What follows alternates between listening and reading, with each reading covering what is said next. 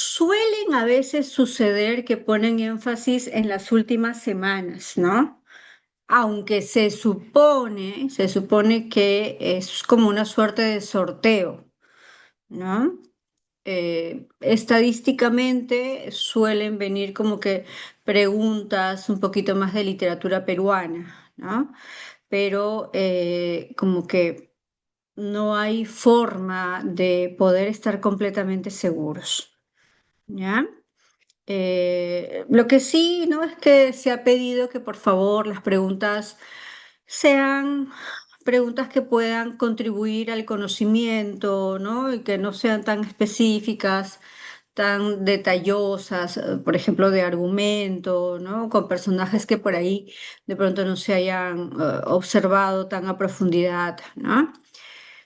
Suelen no ser preguntas tan rebuscadas, ¿no? Sobre todo preguntas que contribuyan a saber simplemente pues si es que el alumno tiene o no tiene un conocimiento, pues, ¿no? Del tema, ¿ya? Espero pues que sea así, esperemos, ¿no? Que sea así, ¿ya? Sí, sí, sí. He conversado con el coordinador y se le ha pedido eso, ¿no? Esperemos pues que sea así, ¿ya?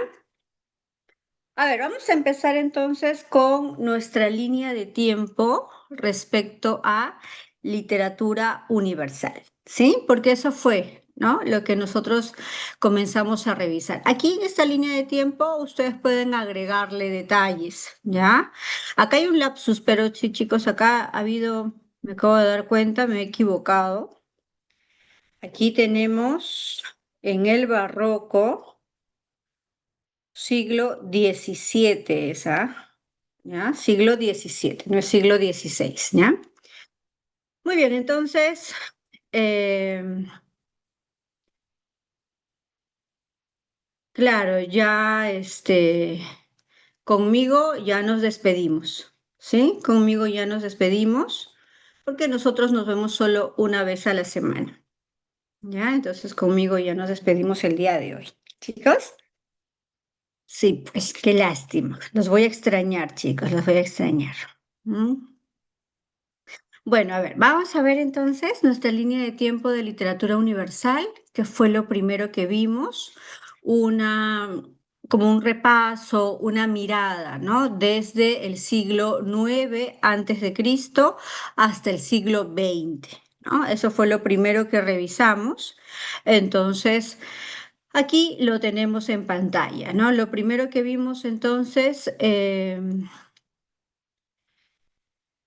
tenemos diferentes, Robert. En todo caso, esa línea de tiempo, pues, quedártela, mi amor, ¿sí? Claro, miren, por supuesto, Robert, por supuesto que ustedes pueden agregarle más detalles, ¿no? El tema va a ser, Robert, que no nos va a alcanzar el tiempo.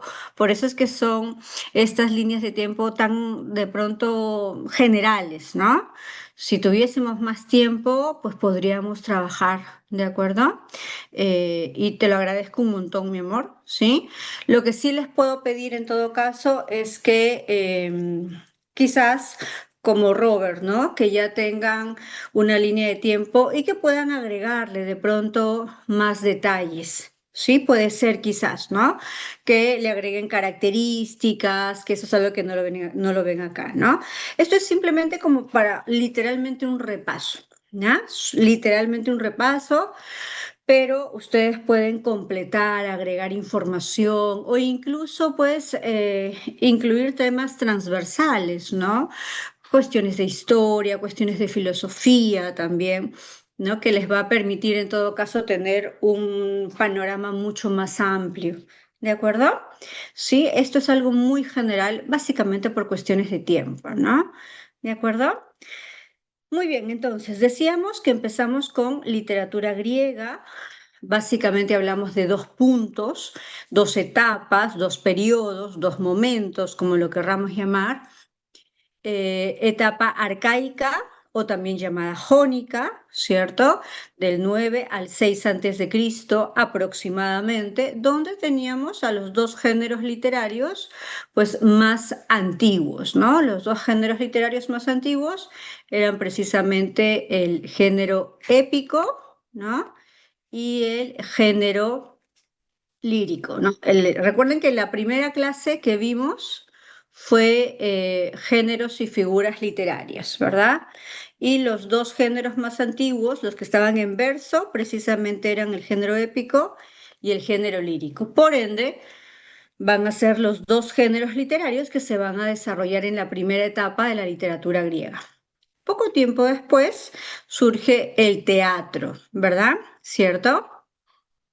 El teatro va a desarrollarse en la etapa clásica, ¿no? Lo que se llama la etapa clásica o también llamada ática. Y aquí básicamente vamos a ver el teatro, ¿no? El género dramático, ¿sí? Y aquí, pues, nosotros básicamente hablamos de Esquilo y Sófocles, ¿no? Sobre todo estos dos autores de la tragedia. Aquí nosotros hablamos básicamente de la tragedia, no mencionamos a la comedia, nos quedamos solamente con la tragedia, con Esquilo y con Sófocles, ¿de acuerdo? Como te digo, puedes agregarle a esta línea de tiempo. Puedes agregarle características de la literatura griega, que eran el antropocentrismo, la fatalidad, ¿cierto? Características que íbamos observando a lo largo de todas las obras propias de la épica griega, ¿de acuerdo? Luego nos dimos un salto temporal y nos fuimos hasta la etapa medieval, ¿cierto? La etapa medieval que recuerda va a ser reconocida básicamente porque hablamos de la etapa más extensa, ¿sí? Mira acá, recuerda, dura más o menos 10 siglos la etapa medieval, o sea, dura un montón, ¿sí? Y en la etapa medieval hablábamos de teocentrismo, de nacionalismo, del surgimiento de las lenguas romances que tienen como base al latín. Estas características las vimos y cuando hablamos de literatura universal, básicamente hablamos de Dante Alighieri y de la Divina Comedia, lo que no significa que no habían otras obras, por supuesto que sí. Por ejemplo, otra de las obras más representativas era el cantar o el poema del Mío Cid, que no la vimos específicamente en esa misma clase, pero que lo vimos cuando hablamos de literatura española, que va a ser la siguiente línea de tiempo que vamos a ver. ¿De acuerdo? ¿Sí? Otro detalle importante en la etapa medieval, ¿sí? Es que otro detalle que vamos a encontrar, ¿sí? Es que aquí teníamos dos especies literarias del género épico, los cantares de gesta y los poemas épicos. ¿Te acuerdas en qué se diferenciaban? Los cantares de gesta como el cantar o el poema del mío Cid. Mira, a propósito, yo te he colocado aquí poema del mío Cid para que tú puedas darte cuenta que no necesariamente lo van a llamar cantar. Ya, cantar del mío Cid, cantar de gesta. No, algunos te ponen el nombre poema del mío Cid y te ponen entre las especies cantar de gesta y poema épico. Dices, pero si este es un poema, entonces será un poema épico. Cuidado con eso, ¿no? Pueden ser un poco malvados y ponerte poema del mío Cid, pero no olvides, ¿no? Que el poema o el cantar, ¿cierto? Por supuesto, Carmencita, ¿no? Los cantares de gesta son populares, son literalmente cantados, o sea, de forma oral se transmiten, a diferencia de los poemas épicos que son cultos, ¿verdad? Es decir, que están escritos, que tienen una temática netamente religiosa, en contraste con los cantares de gesta, que van a tener básicamente una temática nacionalista. ¿De acuerdo? Por supuesto, exactamente Jesús, ¿no? Pero vuelvo a repetir, si por ahí son malvados, si te ponen poema del mío Cid, no vayas a caer en el error de pensar que es un poema épico. No, es un cantar de gesta. ¿De acuerdo? Muy bien. Luego nos fuimos al siglo XVI y nos encontramos con él Renacimiento, ¿verdad? En el siglo XVI aproximadamente, ¿no? Estas son aproximaciones. En el siglo XVI nos encontramos con el Renacimiento, con un antropocentrismo, con una racionalidad, con un clasicismo también, ¿no? Estas obras del siglo XVI. Recuerda que el Renacimiento se llama así precisamente porque el hombre vuelve a tomar las riendas de su propio destino. ¿Te acuerdas, no? Ya no hablamos de que Dios es el centro de todo y que nosotros no decidimos, sino que todo lo decide Dios. No, hablamos ahora de un renacimiento y al hombre como centro de todo, ¿no? Y tenemos acá algunos autores como, por ejemplo, Montaigne, con el famoso texto, pues los ensayos, ¿no? ¿De acuerdo? Tenemos al príncipe con Maquiavelo, ¿no? Con esta famosa frase de que el fin justifica los medios. Y está esta idea de que el hombre está completamente empoderado y que el hombre puede lograrlo absolutamente todo, ¿no? Ajá, buenísima pregunta. Recordemos algo, ¿no? Justo lo que nos recuerda Miguel, ¿no? Recordemos que estos autores que tenemos acá, vamos a ponerlos, ¿sí? Estos autores que tenemos acá. William Shakespeare, lo estamos colocando aquí en el barroco, y Miguel de Cervantes, son dos autores que lo estamos colocando aquí en el barroco, pero que, ¿te acuerdas que si analizábamos bien estos dos autores, podríamos decir que estaban entre ambas etapas, tanto en el Renacimiento como en el barroco, ¿cierto? Eran lo que se llamaba autores de transición, ¿sí? Ahora, si tenemos nosotros que elegir una de esas corrientes literarias, obligatoriamente nos inclinamos por el barroco, ¿de acuerdo? Nos vamos a inclinar por el barroco. ¿Sí, Miguel? O sea, en principio, sí, encontramos características renacentistas tanto en Shakespeare como en Cervantes. No obstante, si tenemos que elegir una sola corriente, esa vendría a ser el barroco. ¿De acuerdo? Muy bien. Y el barroco, siglo XVII, ¿no? Siglo XVII el barroco, pues se caracteriza por la búsqueda de la originalidad, por una visión pesimista, ¿no? Ahorita vemos lo del neoclasicismo, ¿sí, mi amor? Ahorita. A ver, para terminar con la idea del barroco, eh, acuérdate que el barroco, ¿no? Se caracteriza por ser pesimista, porque recordemos que en el Renacimiento el ser humano consideró que lo podía lograr todo, que no necesitaba de Dios, que hubo un gran desarrollo tecnológico, médico, y sí, pues, ¿no? No podemos negar que sí hubo eso. No obstante, los seres humanos, chicos, podemos resolverlo todo, podemos lograrlo todo, ¿sí o no? ¿Mm?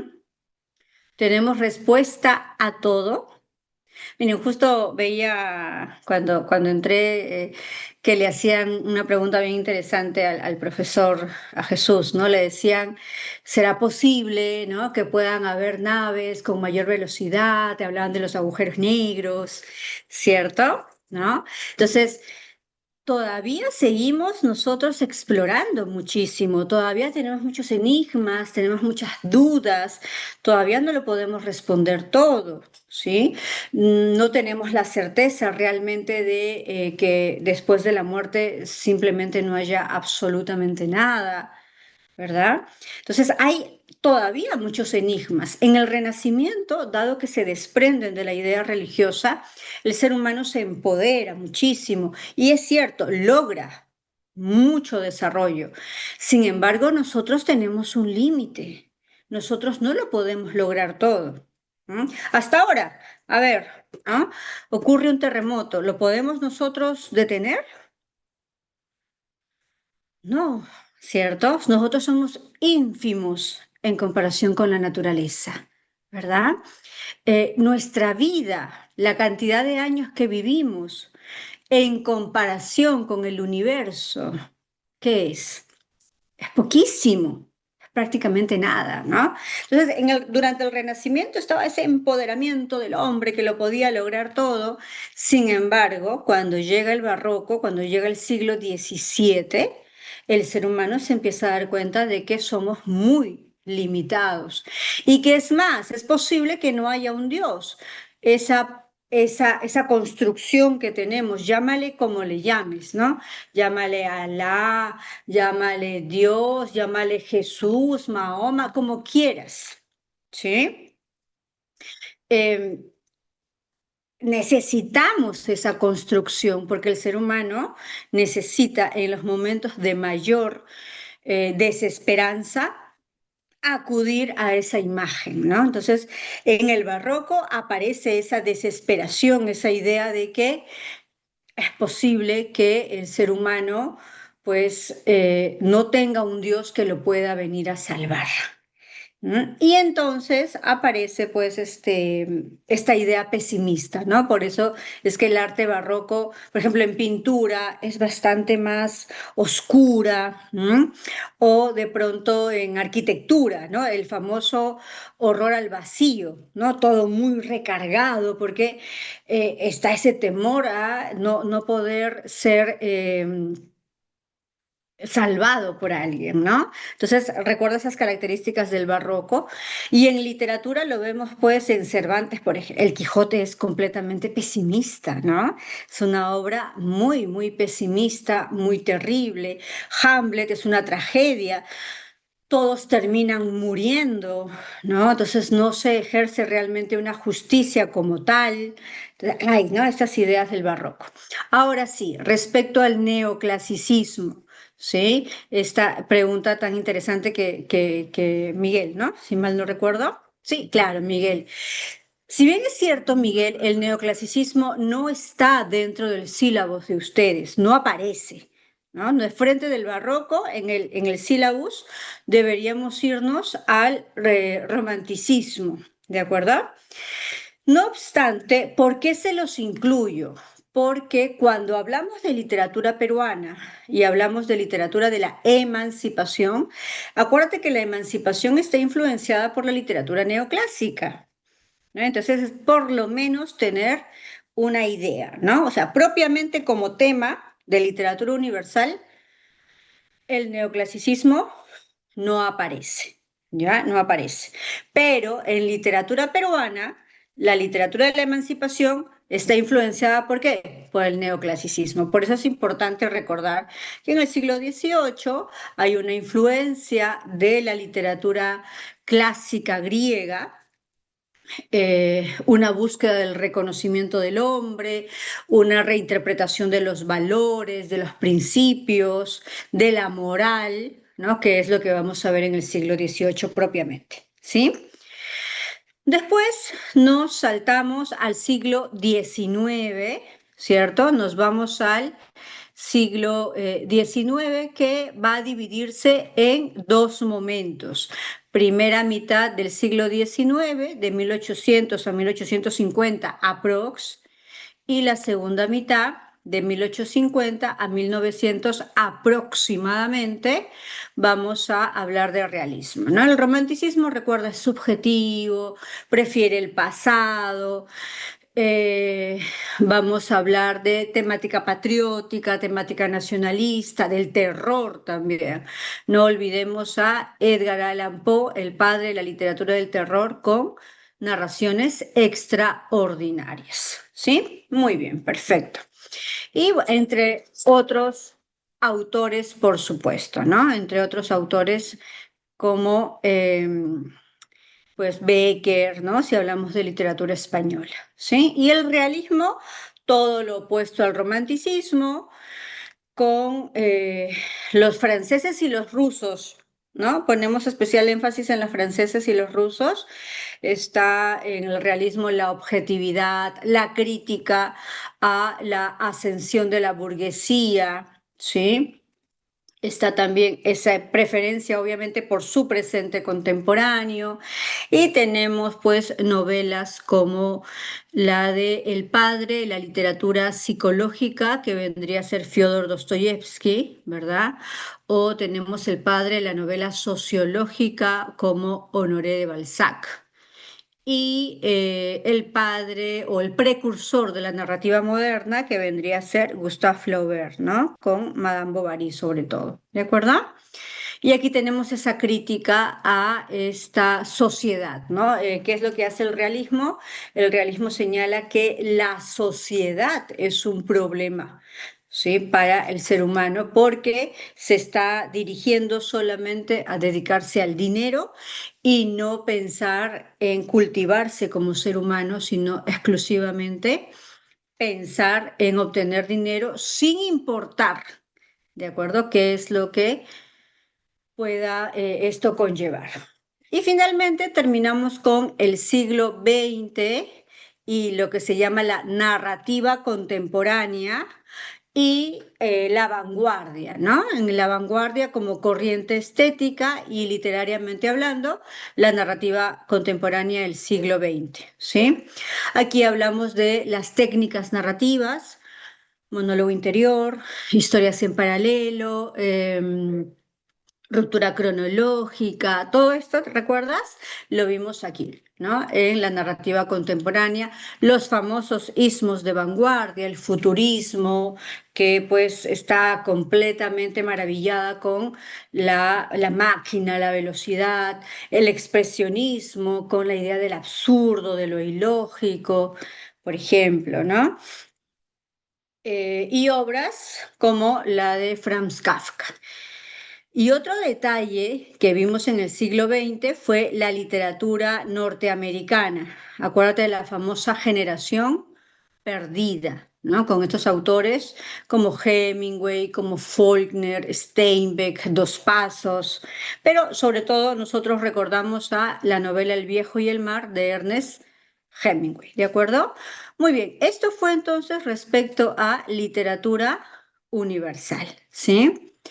Luego de literatura universal, nosotros hablamos de, a ver, después de literatura universal, a ver, voy a abrir la otra línea de tiempo.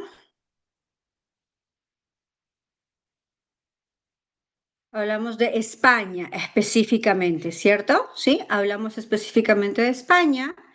Y cuando mencionamos a España, recuerda que por una cuestión de sílabos netamente, hablamos desde la etapa medieval, ¿no? Hablamos desde la etapa medieval, aprox desde el siglo XI, XII, y lo último que vimos fue Generación de 1927, o también llamada literatura de la generación del 27, ¿no? Muy bien, a ver, cuando empezamos a hablar de literatura medieval, ¿verdad? Cuando hablamos de literatura medieval, vimos los dos tipos de mesteres. Y acuérdate que esto era sencillo, ¿ah? Aquí no había una necesidad de memorizar las características, simplemente nosotros lo que podíamos hacer acá es tener un poquito de lógica, ¿no? Simplemente un poquito de lógica. Los juglares se representaban por una mirada bastante popular, en contraste con el Mester de Clerecía, que tenían una mirada bastante más culta. ¿Te acuerdas cuando hablábamos de eso, no?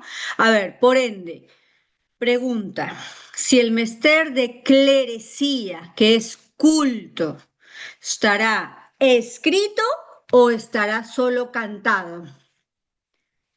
A ver, el Mester de Escrito. Clerecía, que es culto, estará, Escrito. por supuesto, pues, ¿no? Está escrito, por supuesto. Lo que conlleva a que sea de métrica regular o irregular, si está escrito.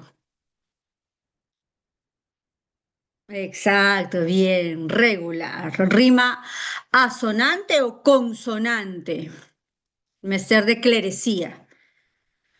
Consonante. Consonante, por supuesto, ¿no? Consonante, sí. Y la temática del mester de clerecía, del clero, ¿cuál será la temática que le va a importar al clero?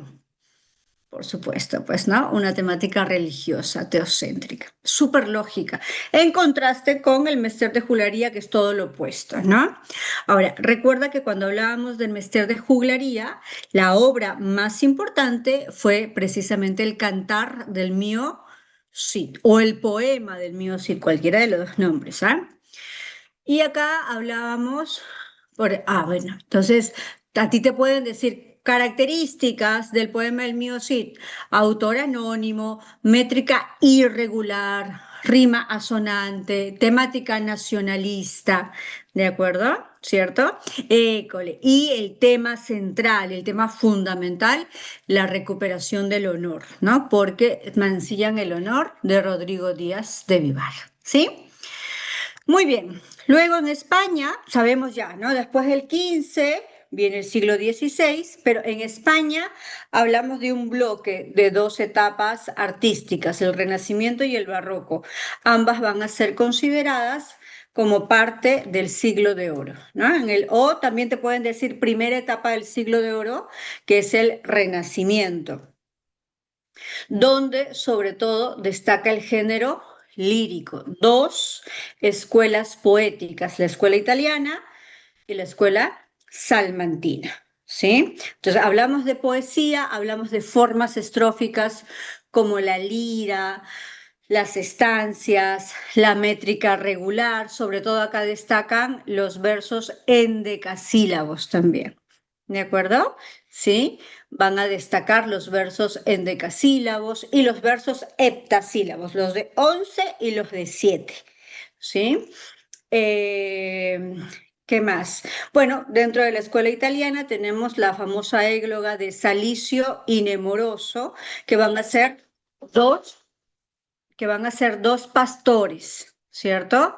Tenemos acá dos pastorcitos que están sufriendo por amor, ¿no? Entonces, si hablamos de pastores, vamos a hablar de locus amoenus, ¿verdad? ¿Te acuerdas de los tópicos italianos?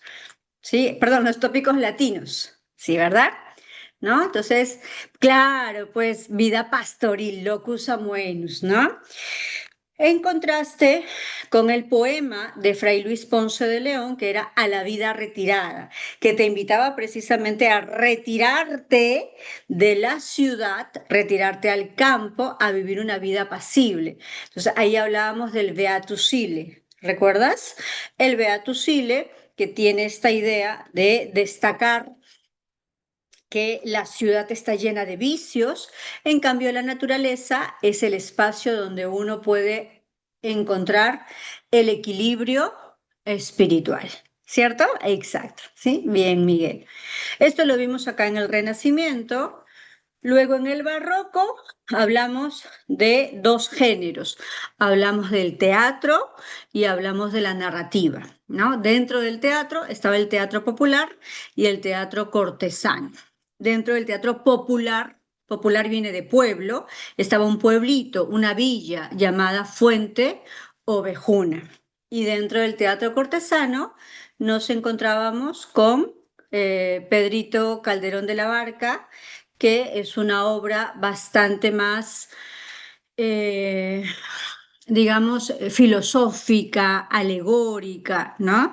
En contraste con el teatro popular, que tiene mucho más movimiento, mucha sangre, violencia, morbo, ¿sí? En contraste con el teatro cortesano, representado por Pedro Calderón de la Barca y La vida es sueño. Y dentro de la narrativa barroca, como ya lo habíamos recordado hace un momento, aparece, aquí está cortito, pero sabes que toda la novela, el título de la novela es El ingenioso hidalgo Don Quijote de la Mancha, ¿no? Aquí obviamente por una cuestión de tiempo le hemos puesto solo el Quijote, pero esa es la novela, ¿no? Una novela barroca, una novela original, una novela con cortes de mirada pesimista también, porque recuerda que al final el Quijote termina renunciando a los ideales de justicia, de igualdad, de respeto, ¿cierto? Muy bien. Y luego dimos un salto temporal, nos fuimos a 1898, ¿de acuerdo? ¿Sí? Ajá, exactamente, ¿no? Luego nos fuimos a 1898, el famoso año del desastre nacional, en el que en España pierde sus colonias, Cuba, Puerto Rico y Filipinas, lo que conlleva a eh, que un grupo de intelectuales puedan buscar la forma de que España salga de la crisis, ¿de acuerdo? Liderados este grupo por Miguel de Unamuno, ¿no? Este grupo de escritores, ahí estaba pues Azorín, los hermanos Machado, Valle Inclán, ¿no? Como para recordar. Y Juan Ramón Jiménez, acuérdate que Juan Ramón Jiménez es un autor que va a estar en transición, ¿no? El autor de Platero y yo. Juan Ramón Jiménez es un autor que está en transición porque lo vamos a encontrar tanto en la generación del 98 como en la generación del 27, ¿ya chicos? ¿Sí? A ver, ¿qué recordábamos del 98? Que la generación del 98, debido al objetivo que tiene, es básicamente eh, lograr persuadir, ¿no?, al español de que busque trabajar para sacar de la crisis a su patria. Lo logran, lo hacen a través de los ensayos. El ensayo más representativo es en torno al casticismo, fundamentalmente por la ciudad de Castilla. Pero no te olvides que nosotros, a pesar de que el género literario más destacado es el ensayo, nosotros no vimos un ensayo. La obra que vimos más representativa del 98 fue un poemario, ¿cierto? Un poemario, el poemario de Machado, titulado Campos de Castilla. ¿De acuerdo? Muy bien. Y terminamos literatura española hablando de 1927. En 1927 se conmemoró la muerte de el poeta español Góngora y Argote, ¿de acuerdo? Que fue uno de los poetas más destacados, más barrocos, más cultos de la literatura española. Un grupo de jóvenes poetas, está Lorca, Luchito Cernuda, Damaso Alonso, Rafael Alberti, son jóvenes poetas que van a rendirle culto a Góngora, y como se conmemora 300 años del fallecimiento de Góngora, en 1927 deciden llamarle así a este grupo de poetas. Poetas que van a tener elementos barrocos, elementos tradicionales, pero a su vez también están influenciados por el siglo XX, por la vanguardia, sobre todo por el surrealismo, ¿no? Entonces ellos empiezan a experimentar uniendo aparentemente dos elementos superopuestos, la tradición y la vanguardia, ¿sí? Pero aquí no hubo propiamente un líder, pero ¿por qué de pronto García Lorca trasciende? Porque recordemos que Lorca va a ser asesinado cuando asume o cuando hay dictadura en España, ¿cierto? Cuando asume Franco, ¿sí? Va a ser asesinado, va a ser fusilado, y ahí es que los poetas del 27 se dan cuenta de que pues es bastante peligroso quedarse ahí, ¿no?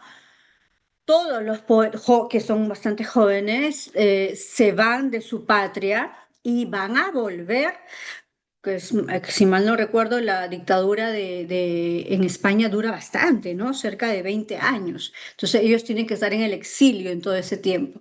Se dice que a Alexandre, a Vicente Alexandre, se le da precisamente el premio Nobel porque es como una suerte de darles una suerte de premio a todos los poetas del 27 representado en Vicente Alexandre. ¿De acuerdo?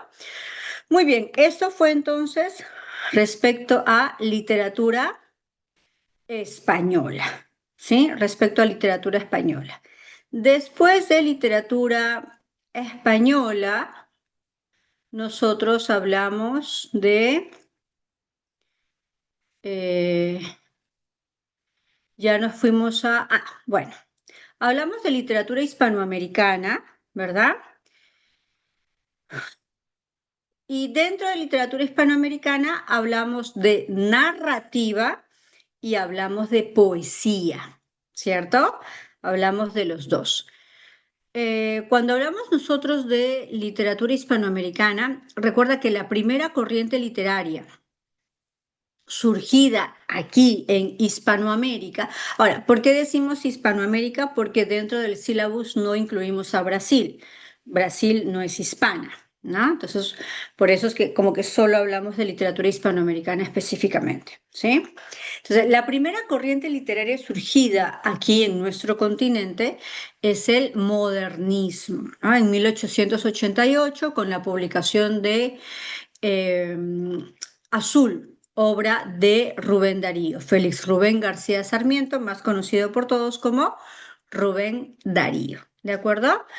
No obstante, la obra más importante no fue Azul. Azul es la obra que marca el inicio. La obra más importante vendría a ser Prosas profanas, ¿verdad? En 1896, acuérdate que el modernismo es que busca la estética, el simbolismo, la musicalidad, el exotismo, el elitismo también, ¿no? Entonces, esas características son fundamentales e importantes para la corriente estética modernista, ¿sí? Después de esto pasamos a hablar de poesía hispanoamericana y tomamos especial interés en tres poetas. El chileno Pablo, perdón, sí está bien, Pablo Neruda, el mexicano Octavio Paz y el nicaragüense Ernesto Cardenal. Hablamos de poetas del siglo XX, muy influenciados por eh, la vanguardia, ¿sí? La experimentación, pero también por la búsqueda de reivindicar a las culturas prehispánicas. A ver, ayúdenme, ¿cómo se llamaba ese poema de Octavio Paz donde buscaba reivindicar a la cultura azteca? ¿Te acuerdas? ¿Cómo se llamaba ese poema? Que está inspirado precisamente el título en un monolito de la cultura azteca. Exacto, perfecto, Jesús. Bien, Juan Diego. Piedra de Sol, ¿no? Piedra de Sol, acuérdate que es un reloj, precisamente, ¿no? Un reloj de la cultura azteca, ¿sí?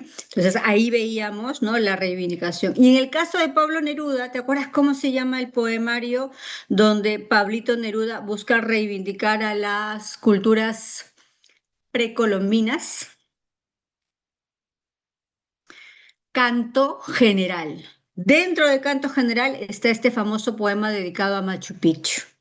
¿De acuerdo? Sí, entonces, en el caso de Pablo Neruda, vimos cuatro etapas. Etapa emergente, representada por el poemario 20 poemas de amor y una canción desesperada. Etapa vanguardista, con el poemario Residencia en la Tierra. Etapa de plenitud épica, de mirada precisamente hacia el pasado, con el poemario Canto General, donde busca reivindicar a las culturas precolombinas. Y finalmente, la etapa de poeta profesional, donde, pues a través de un lenguaje muy sencillo, representado en el poemario Odas Elementales, él logra alcanzar la visión poética. Y terminamos con narrativa latinoamericana, y vimos tres momentos de la narrativa: la etapa emergente, la etapa de consolidación y la etapa de apogeo, o más conocida por todos como el famoso boom, ¿verdad? Pusimos especial énfasis en la segunda etapa, en la segunda y en la tercera etapa. En la etapa de consolidación, que más o menos se desarrolla entre el 1940 y 1950, tenemos a escritores que van a utilizar técnicas como el realismo mágico, como la transculturación narrativa. Lo vemos en el mexicano Juan Rulfo en su novela Pedro Páramo o en su libro de cuentos El llano en llamas.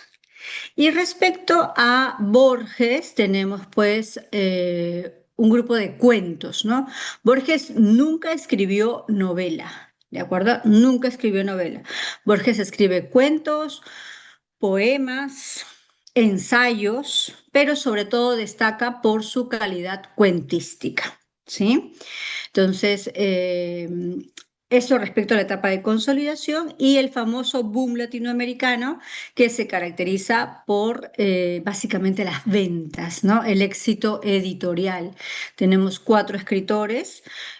Julio Cortázar en Argentina con su novela Rayuela, Carlos Fuentes en México con su novela La muerte de Artemio Cruz, Vargas Llosa en Perú con La Casa Verde, novela que lo catapulta al éxito, y en Colombia Gabriel García Márquez con Cien años de soledad, ¿de acuerdo? Y acá pues vemos las técnicas narrativas, tanto europeas como netamente latinoamericanas, ¿no? Las latinoamericanas solo son dos: realismo mágico y transculturación narrativa, ¿de acuerdo? Claro, en el caso de la poesía, ¿no? A los grandes poetas, además de ser poetas, muchos han sido grandes ensayistas también, porque la poesía es un poco más compleja. La poesía tú no vas a decir, ay, voy a sentarme a trabajar y a escribir 20 poemas hoy día. Es mucho más, acuérdate que la poesía es bastante más subjetiva, a diferencia de la narrativa. La narrativa sí la puedes trabajar, hay mucha técnica. Cambio, la poesía, al ser un poco más emocional, no es algo que lo puedes tú maniobrar o elaborar. Claro que hay técnicas para alcanzar la poesía, pero la poesía finalmente es bastante más emotiva. Entonces, como finalmente son escritores, ¿qué es lo que también publicaban bastante los poetas? Ensayos. ¿De acuerdo? También escribían bastantes ensayos, que es bastante pragmático el ensayo, ¿no? ¿Sí? Muy bien, y terminamos con literatura peruana, ¿de acuerdo? Acuérdate, cuando hablábamos de literatura peruana, hicimos una división muy general de 4 puntos, ¿sí? Ah, buen punto, Miguel. Sí, algo sucede, ¿no? Bueno, debemos recordar también, Miguel nos da un punto bien interesante al respecto del famoso boom latinoamericano, ¿no? Que habla sobre esa mirada de ser culto. Europa ha tenido, destaca, no podemos negarlo, por una educación, claro, con todos sus problemas, como en toda sociedad, pero pues la educación en Europa es muy distinta a la educación latinoamericana, ¿no? Entonces, se pone de moda los escritores latinoamericanos, pero ¿por qué? ¿Dónde están? Están en Europa, ¿no? Entonces, siempre se tiene como que un reparo respecto a Latinoamérica. No, Latinoamérica subdesarrollada, no, Latinoamérica que no sabe eso, no, Latinoamérica. O sea, siempre hay una mirada subjetiva respecto a Latinoamérica. Pero cuando llegan estos escritores del boom a Europa, pues que no solamente son estos cuatro, ¿verdad? Por supuesto que hay muchos más escritores que demuestran una calidad intelectual, académica muy, pero muy destacada. Y es como que les rompe el esquema a los europeos de tener esta idea de pues que Latinoamérica es subdesarrollada, poco académica, nada intelectual, y de pronto se encuentran pues con escritores que destacan increíblemente, ¿verdad? No solamente en temas latinoamericanos, sino en general, ¿no? Temas pues mundiales, ¿no? Entonces, claro, por eso es que se habla mucho de que el boom latinoamericano tiene esta connotación de calidad académica, ¿no? ¿Sí? Por ahí va eso seguramente que has escuchado, Miguel. ¿Sí? Muy bien. Entonces, para terminar, hablamos de literatura peruana. ¿Te acuerdas? Hicimos una división en 4 puntos, una división bastante general. Primero, literatura prehispánica, después literatura colonial, pasamos a literatura de la emancipación y culminamos con literatura republicana, ¿cierto? ¿Mm? Dentro de la literatura prehispánica no sabíamos, no tenemos una fecha de inicio, ¿sí? Pero sí encontramos dentro del género épico los mitos y las leyendas, y dentro del género lírico el cacharpari, el hayi, ¿cierto? Estas canciones, el ayataki, que pues tienen calidad literaria, que se desarrollan antes de la llegada de los españoles, ¿no? Llegaron los españoles, nos convertimos en una colonia y a esto se le llama literatura colonial, donde tenemos crónicas, 3 tipos de crónica básicamente, dependiendo del origen del autor, ¿no? Crónicas españolas, crónicas mestizas y crónica indígena. Dentro de la crónica mestiza destaca el Inca Garcilaso de la Vega con el famoso Comentarios Reales, ¿no? Acuérdate que el nombre provenía porque Garcilaso decía que el único que podía dar un comentario real de lo que sucedía aquí no eran ni los españoles ni los indígenas, sino alguien que tenía la fusión de ambas, que era él, ¿no? ¿Cierto? Y por eso es que le pone de título a su obra Los Comentarios Reales. Y como cronista indígena destacado, aquí está eh, Felipe, ay Dios mío, se me viene Pardo y Aleaga, no es Pardo y Aleaga. Eh, Se me fue. Nueva Guamampoma. Crónica y Buen Gobierno. Guamampoma, gracias, mi amor. Se me fue. Sí, se me combinan todos los nombres, ¿no? Guamampoma de Ayala, ¿cierto? Felipe Guamampoma de Ayala con Nueva Crónica y Buen Gobierno, ¿de acuerdo? También una crónica completamente interesante, se diferencia de los comentarios reales por la cantidad de imágenes, ¿cierto? La denuncia que hace, la corrupción, los graves problemas. Es una carta en principio que aparentemente no llega nunca a España y se pierde por ahí y aparece 300 años después en Dinamarca. Luego pasamos a literatura de la emancipación, tomando como referencia la rebelión de Tupac Amaru II, y tenemos a Mariano Melgar, ¿no? Como autor representativo, gran poeta, pero a su vez también gran escritor de fábulas, por ejemplo, fábulas de emancipatorias, de temática de libertad, temática de patria, propio pues de la literatura de la emancipación, ¿sí? Y finalmente terminamos con literatura republicana.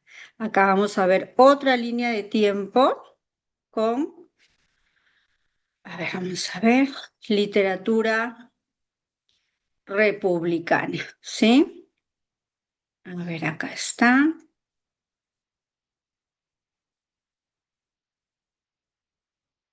Muy bien, sí, acá vemos exclusivamente a la literatura republicana, ¿de acuerdo? Sí, sí, sí, sí, buen punto, Miguel, ¿no? Dentro de la literatura colonial hay 2 vertientes, vertiente castellana, donde están las crónicas, y como bien recuerda Miguel, dentro de la vertiente quechua está Ollantay. ¿Sí, mi amor? Perfecto, muy buen aporte. Sí, Miguel.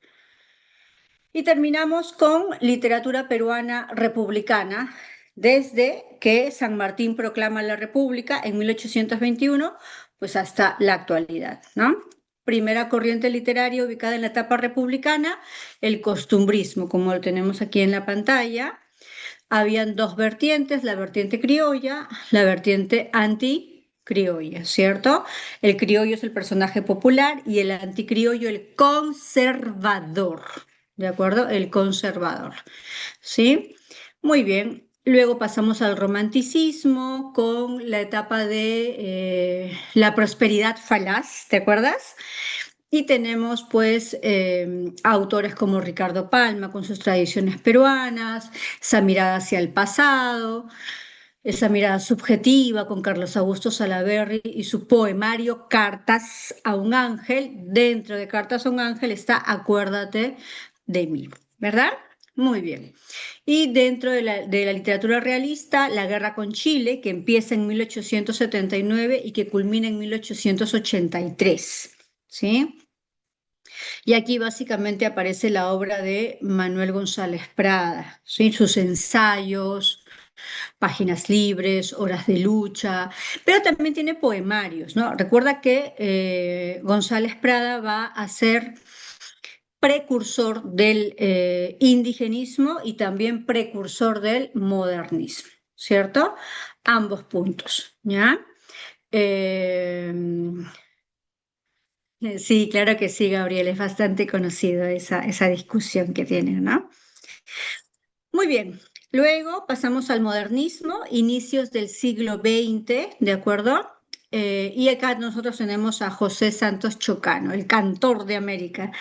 ¿Te acuerdas? Con su libro Alma América, dedicado al rey de España. ¿Mm? Después hablamos de un postmodernismo que comienza en 1911 con la publicación de Simbólicas, en la canción de las figuras, también otro poemario, pero en 1911 empieza, empieza el postmodernismo con la publicación de Simbólicas. Después el indigenismo, acuérdate, este detalle importante, no lo olvides, el indigenismo y la vanguardia van a ser dos corrientes que se desarrollan de forma paralela, ¿de acuerdo? No es una después de la otra. ¿Ah? Ambos, indigenismo y vanguardia, son dos corrientes que se van a desarrollar desde la segunda década del siglo XX hasta mediados del siglo XX. ¿Ya? El indigenismo que empieza con cuentos andinos, precisamente por eso le ponen de fecha 1920, pero tenemos a tres autores representando tres zonas: norte, Ciro Alegría con El mundo es ancho y ajeno; centro, Manuel Escorza con Redoble por Rancas; y el representante más destacado del indigenismo, José María Arguedas, con Los ríos profundos. Y respecto a la vanguardia, pues tenemos aquí al escritor por excelencia de vanguardia de Perú, César Vallejo, y su poemario Trilce, ¿no? Trilce es completamente vanguardista, hermético, pero recuerda que la vanguardia peruana tiene influencia de la cosmovisión andina porque son dos corrientes que se desarrollan de forma paralela. Y culminamos nuestro curso con estas tres generaciones. 50, representada por el gran cuentista del Perú, Julio Ramón Ribeiro, ¿de acuerdo? Eh, y la palabra El mudo, Mario Vargas Llosa, representante del 60. La literatura del 60 es todas las características que conocemos de el boom latinoamericano. Y finalmente Alfredo Bryce Echenique, ¿no? Que le da una crítica básicamente a pues esta nación que tenemos nosotros, ¿no? Somos un país bastante clasista, y esa mirada es la que vamos a observar en la novela Un mundo para Julius. ¿Sí, chicos? Bueno, a ver, chicos, para acabar, ¿sí? Les voy a dictar las claves de la semana 19 y del repaso. Miren, pensé que nos iba a dar tiempo de poder mirar las preguntas, pero no nos da tiempo. A ver, les dicto claves de la semana 19, ¿sí? ¿Les dicto claves? A ver, semana 19, uno, dado, ¿de acuerdo? Dos, casita. Tres, casa. Cuatro, escalera. Cinco, dadito. Seis, escalera. Siete, dado. Ocho, escalera. Nueve, casa. Y 10, escalera. ¿Sí? Y respecto al repaso, ¿sí? Repaso. Uno, dado. Dos, casita. Tres, casa. Cuatro, escalerita, 5, escalera, 6, dado, 7, dado, 8, escalera, 9, barco, 10, dado, 11, dado, 12, dado también, 13, barco, 14, dado, 15, barco, 16, dado, 17, escalera, 18, escalera, 19, barco, 20, casita, 21, escalera, 22, casa, 23, escalera y 24, barco. ¿Sí? Eso respecto a... Ahí está. Gracias, Carmen. ¿Ya? Carmen ahí ha puesto todas las claves. Máximo. ¿Sí? Muy bien. Listo. Chicos, hemos terminado. ¿Sí? Ha sido un placer trabajar con ustedes.